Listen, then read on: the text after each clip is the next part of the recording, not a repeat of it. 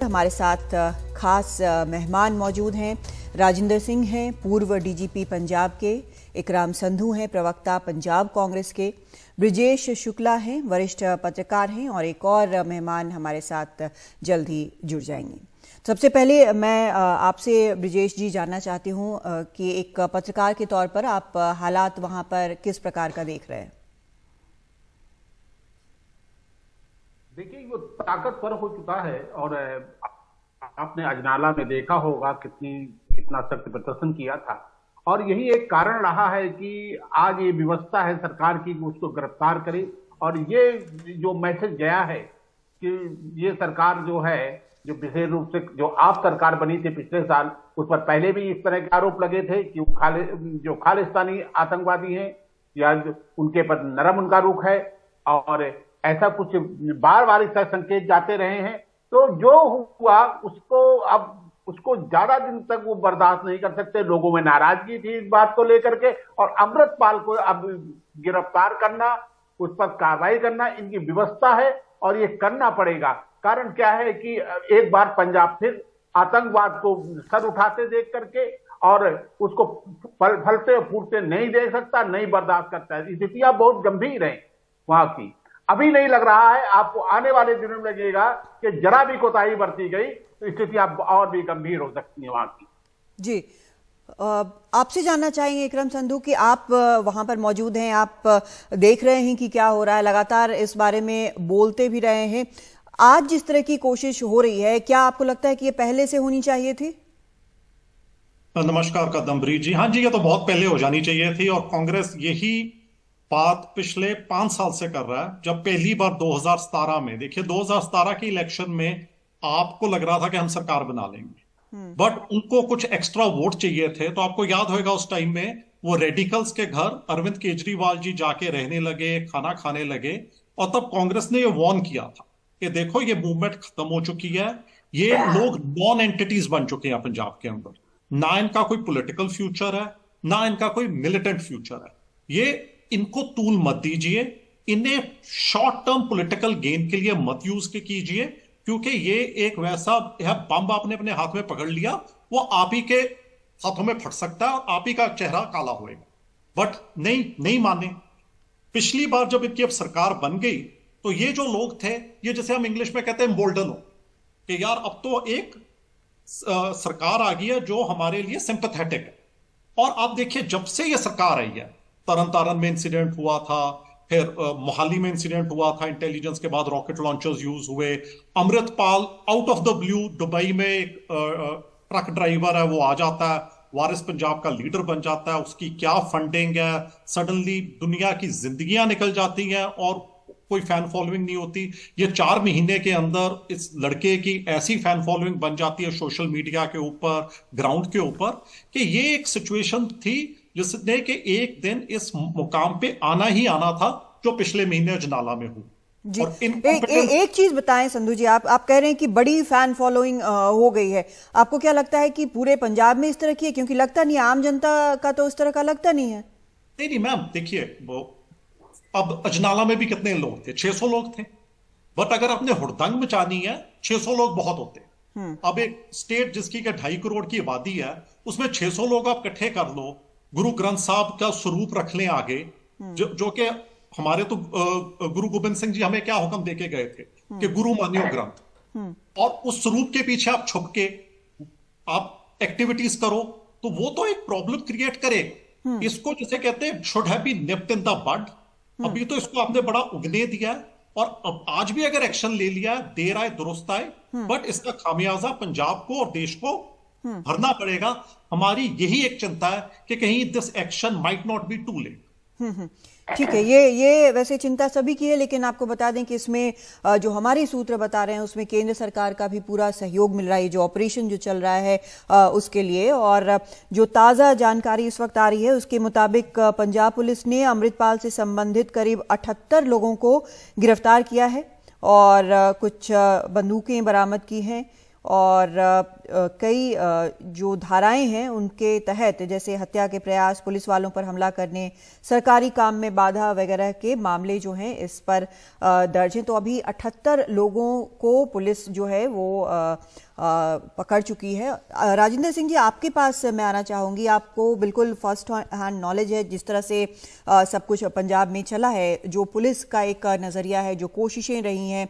Police की इस मामले में बेहद ज्यादा आलोचना हुई है कि पुलिस को कार्रवाई करनी चाहिए थी। अजनाला में जो हुआ वो उससे बड़ी किरकिरी हुई। आपको लगता है कि यहाँ पर पुलिस जो है वो चूक गई, या फिर किसी और प्रकार का आपको लगता है कि राजनीतिक दबाव रहा पुलिस पर? देखिए, जो पुलिस का क्रिटिसिज्म है वो हमेशा होता है और अच्छी बात है, होना चाहिए। और जो इसमें क्रिटिसिज्म में मेन बात ये है देखने वाली कि पुलिस ने काफी कन्विंसिंग रेस्ट्रेंट दिखाई है। वो रेस्ट्रेंट किसी हद तक जरूरी थी, क्योंकि पुलिस का और पंजाब का जो एक्सपीरियंस है पुराना, उसको नजरअंदाज नहीं किया जा सकता। प्रॉब्लम को कंट्रोल करना है, प्रॉब्लम को न्यूट्रलाइज करना है, प्रॉब्लम को बढ़ाना नहीं है। पुलिस का ये नजरिया जरूर रहा होगा। और पर जब अब देखा है उन्होंने कि ये इसको गिरफ्तार करना बनता है, और सारे पंजाब के जो ओवरवेलमिंग मेजॉरिटी लोग हैं वो इस बात से कन्विंस्ड हैं कि ये ऐसे नहीं होना चाहिए जैसे हुआ, इसलिए अब उसकी जो गिरफ्तारी है, मेरा ख्याल है कि गवर्नमेंट ने राइट स्टेप लिया है, पुलिस ने राइट स्टेप लिया। लेकिन सवाल यही उठ रहा है कि क्या देरी से लिया है? या कहा जा सकता है काफी कुछ इसमें इसके हक में कह सकते हैं कि हाँ देरी हुई है। ये भी कहा जा सकता है कि ये देरी करनी जरूरी थी, क्योंकि अगर एकदम किसी को पकड़ लेते हैं उसका रिएक्शन हो जाता है। अब ये कहा जा सकता है कि देखो, इनको काफी टाइम से कई तरीकों से समझाया जा रहा था कि ऐसा नहीं ठीक, और किसी हद तक इनको बर्दाश्त भी किया गया कि शायद खुद कोई समझदारी की बात करें। पर जब देखा कि अब नहीं हट रहे तो ये ऐसे करना पड़ा, क्योंकि ये जो अनप्लेजेंट सिचुएशन होती हैं, पुलिस को अपने ही समाज के बंदों के खिलाफ एक्शन लेना पड़ता है। और उसके आगे फिर पुलिस के खिलाफ रिएक्शन होती रहती। खैर, इसमें जो हुआ है उसमें सवाल तो जरूर उठ रहे हैं, लेकिन ये भी जरूर है कि कोशिश पूरी की जा रही है। आज हमारे सहयोगी सौरभ शुक्ला जो हैं उनके पास चलते हैं, इस पर वो जानकारी दे रहे हैं। सौरभ, ताजा जानकारी क्या है इस पूरे मामले पर? देखिए, अभी ऑपरेशन जारी है अमृतपाल को पकड़ने का। जो हमें पता चला हमारे सूत्रों के मुताबिक, अमृतपाल जालंधर के किसी ग्रामीण इलाके में छुपा हुआ है। घर घर जाकर के उसे तलाशी ली जा रही है, बहुत ज़्यादा दूर नहीं है।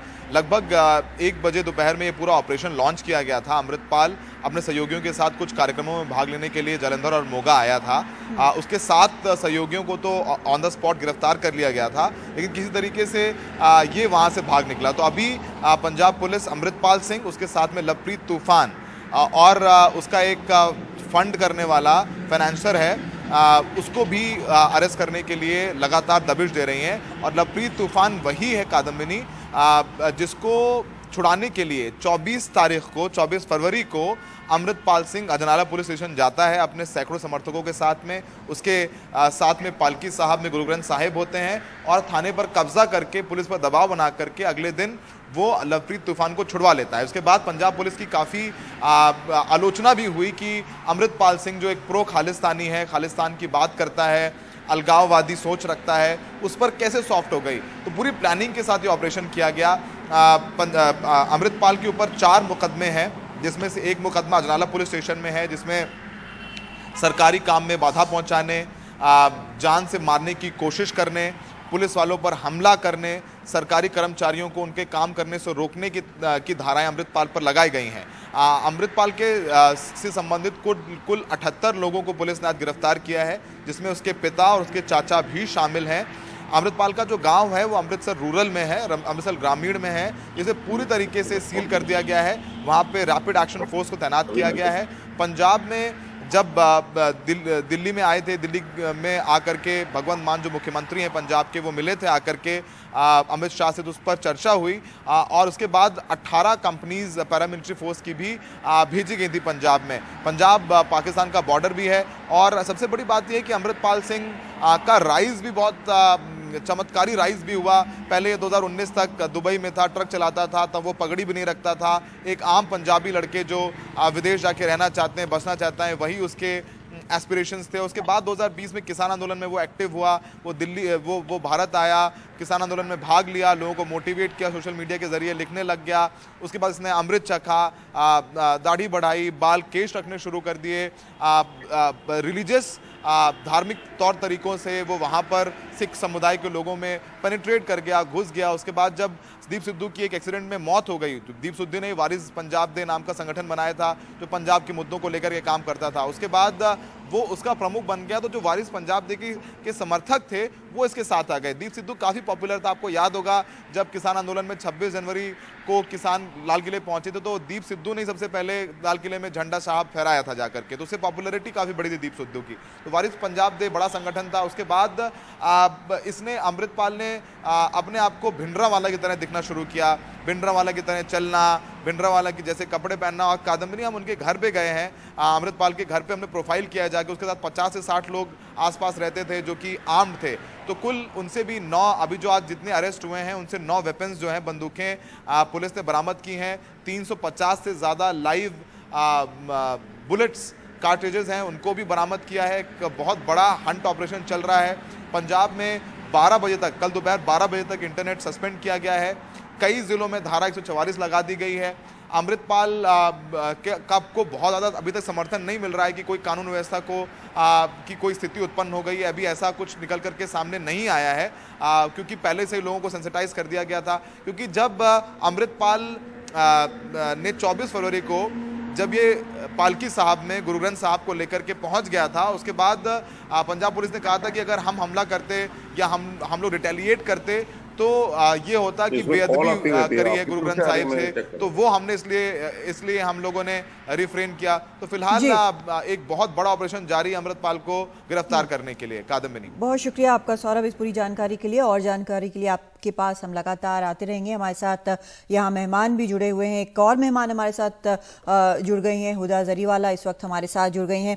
आपका बहुत स्वागत है। मैं ये जानना चाहती हूँ, आपके आने के पहले जो हम बात कर रहे थे वो ये कि कहीं ना कहीं ढिलाई हुई है इस तरह के एलिमेंट्स पर, उनको तुरंत उनके ऊपर दबाव बनाने, तुरंत उनको चेक करने को लेकर, जिसके कारण आज ये स्थिति देखने को मिल रही है। जी बिल्कुल, देखिए at the end of the day ना पंजाब पुलिस ये चाहेगी कि कहीं भी किसी तरह का भी कोई लॉ एंड ऑर्डर का सिचुएशन ऐसा बने जिसमें सिटीजन्स को सफर करना पड़े, जिसमें कहीं पे भी स्थिति खराब हो।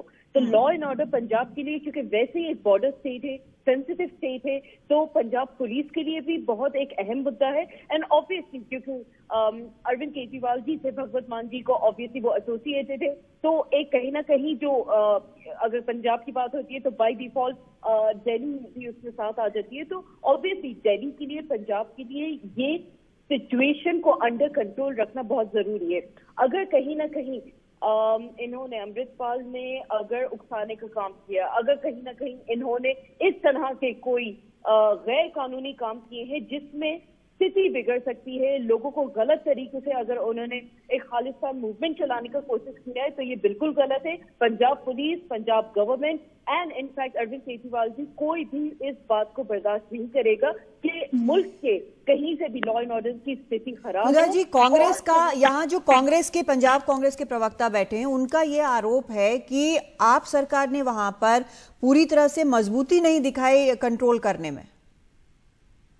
नहीं, बिल्कुल ऐसी बात नहीं है। देखिए, पंजाब एक सेंसिटिव स्टेट है, पंजाब में चीजों को कंट्रोल करना इतना आसान वैसे नहीं होता है। ये जो सिचुएशन अभी बनी हुई है, ये कहीं ना कहीं आम आदमी पार्टी को भी फेस करना पड़ रही है प्रीवियस सरकारों की वजह से, चाहे वो कांग्रेस सरकार हो, चाहे बीजेपी के साथ मिलकर जो सरकार बनी थी, किसी भी तरह की सरकार पंजाब में आई हो, लॉ एंड ऑर्डर की सिचुएशन हमेशा हमेशा सेंसिटिव रही है और आगे भी पंजाब को ऑब्वियसली एक क्योंकि बॉर्डर स्टेट है तो एक अलग तरीके से डील करना पड़ता है। तो आम आदमी पार्टी की तरफ से ना कहीं कोताही हुई है, ना आम आदमी पार्टी खालिस्तान मूवमेंट को सपोर्ट करती है। टाइम एंड अगेन आम आदमी पार्टी पे ये इल्जाम लगाया जाता है कि खालिस्तानी सपोर्टर्स है, उनके सपोर्ट से गवर्नमेंट में आए, ये सरासर झूठ है। और कहीं पे भी अगर इस तरह की सिचुएशन बनेगी जहां पे सिटीजन्स को कोई भी खतरा हो, किसी पुलिस वाले को कोई खतरा हो या इन जनरल पूरे स्टेट को कोई खतरा हो, तो कहीं से भी पुलिस बर्दाश्त नहीं करेगी।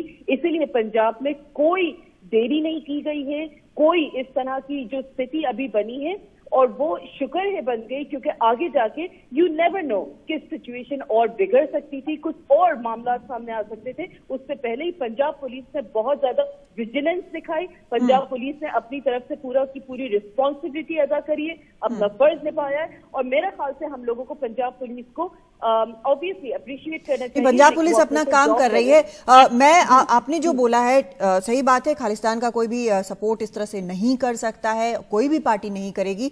लेकिन संधू जी, आप शायद इनका जवाब देना चाहते हैं। आपने आरोप लगाया कि ढिलाई हुई है, ये कह रही हैं, हुदा जरीवाला कह रही हैं कि कोई ढिलाई नहीं हुई है, समय को देखते हुए किया गया। इस पे क्या बोलेंगे?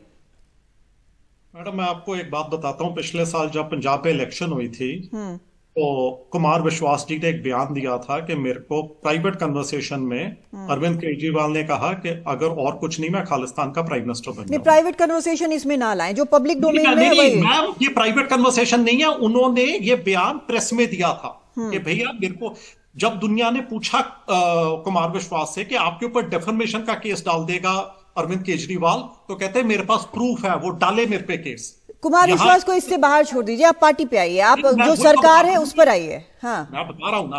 उसके बाद यहाँ एक कॉन्क्लेव हुई थी, अरविंद केजरीवाल जी को ओपन क्वेश्चन पूछा गया कि कुमार विश्वास ने आपके अगेंस्ट ये एलिगेशन लगाई है, आप क्या कहते हो?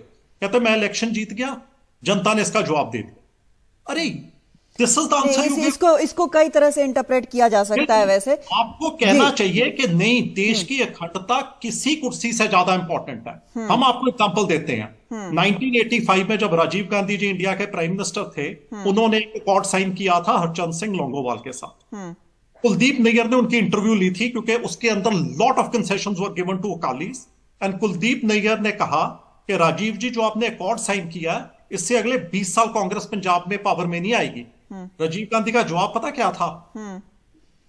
India is more important, Punjab is more important, the unity of the country is more important than Congress coming back to power for 20 years in Punjab. I am ready to stay out of power for 50 years if the blood that is being shed there can be stopped. वो होता है statesman. और एक होता है जो कहता है कि जी आपको कहा गया कि आप खालिस्तान के प्राइम मिनिस्टर बनना चाहते हो, और आप उसका जवाब देते हो कि इलेक्शन होगी, जवाब हो गया, मैं कुछ नहीं। क्यों नहीं आपने डेफर्मेशन केस डाला कुमार विश्वास के ऊपर?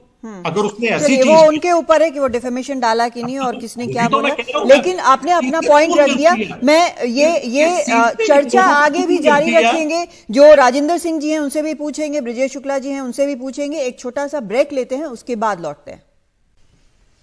खालिस्तान समर्थक अमृतपाल सिंह की गिरफ्तारी की कोशिश लगातार चल रही है और पुलिस ने पूरा जोर लगाया हुआ है। पंजाब पुलिस ने सर्च ऑपरेशन चल रहा है, कोशिशें तेज हैं। 78 उसके सहयोगी गिरफ्तार किए गए हैं, बंदूकें 9 बरामद हुई हैं। और आप समझ सकते हैं कि पंजाब जिस तरह से बॉर्डर स्टेट है और जिस तरह का वहां का इतिहास रहा है, उसको देखते हुए किस तरह से पुलिस जो है वो लगातार इस काम में जुटी हुई है, कोशिश कर रही है, दबिश लगातार बनाई हुई है।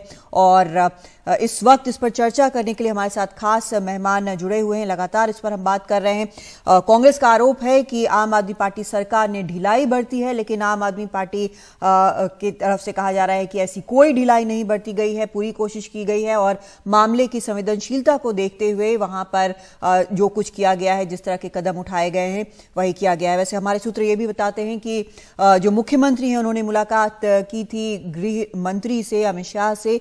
उसके बाद सब कुछ योजनाबद्ध तरीके से अब हुआ है। लेकिन ये जरूर है कि अजनाला वाली जो घटना हुई थी उसके बाद पुलिस पर कई सवाल उठे।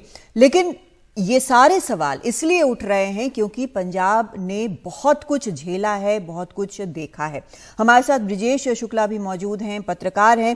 ब्रिजेश जी, पार्टियां तो ठीक है, पार्टियां हैं, राजनीति करती हैं, एक दूसरे पर आरोप लगाएंगी, लेकिन पंजाब का जो पास्ट रहा है, जो इतिहास रहा है, जितना वहाँ के लोगों ने झेला है, जिस बुरे दौर से वो गुजरे हैं, उसके बाद ये अब जब स्थिति देखते हैं कि 2022 में कहीं से आया एक शख्स तुरंत इस तरह की एक सिचुएशन क्रिएट करने में कामयाब हो जाता है, तो क्या ये डरने की बात है या क्या इसके पीछे कुछ और ज्यादा बड़ा मसला है? क्योंकि एजेंसी साफ तौर पर ढूंढेंगी, देखेंगी कि इसके पीछे क्या है। कहाँ, जैसे हमारे सहयोगी ने भी बोला कि फंडिंग जो एक शख्स करता है उसको भी उसको भी ढूंढा जा रहा है, ऐसे और भी फंडिंग के मामले होंगे। तो क्या इसके पीछे आपको लगता है जैसे पहले था वैसे ही क्या और भी बड़ी साजिशें हो सकती हैं?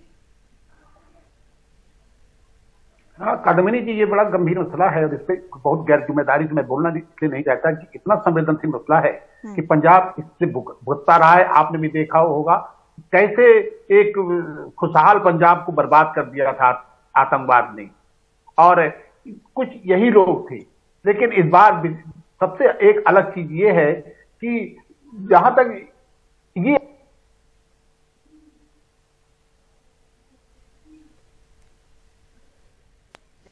लगातार उन पर आरोप लगते रहे, पहले से ही पिछले चुनाव में भी आरोप लगे थे कि थोड़ा इनकी नरमी है। लेकिन जब अजनाला की घटना हुई उसके बाद केंद्रीय गृह मंत्रालय में कई बैठकें हुई, उसमें अमित शाह भी थे। बहुत गंभीर मसला, ये कोई छोटी मोटी बात नहीं है कि एक व्यक्ति कानून व्यवस्था को हाथ में अपने ले और लगातार उपद्रव करे और बड़ी बड़ी बातें। आप उनके बयान देखिए, ऐसा लग रहा था कि वो अपने को भिड्डा वाला साबित करने के लिए हाथ तक जाके बोल रहे थे।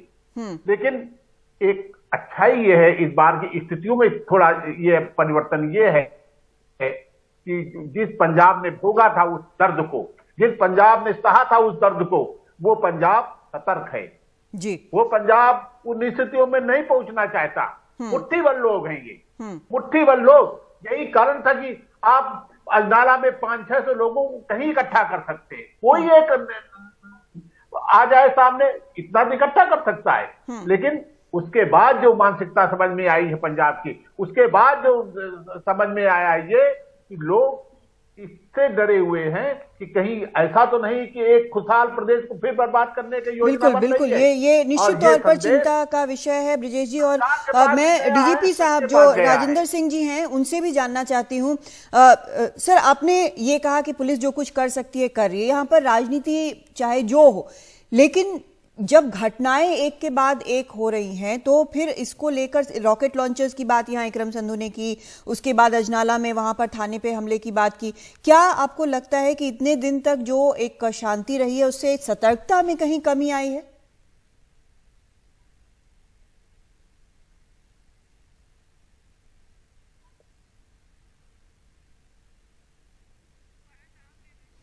राजिंदर सिंह जी, आपसे ये सवाल। मुझे आवाज नहीं आ रही मुझे जी। अभी आ रही है आवाज मेरी? बहुत कम आ रही है, बोलो, आप बोलो।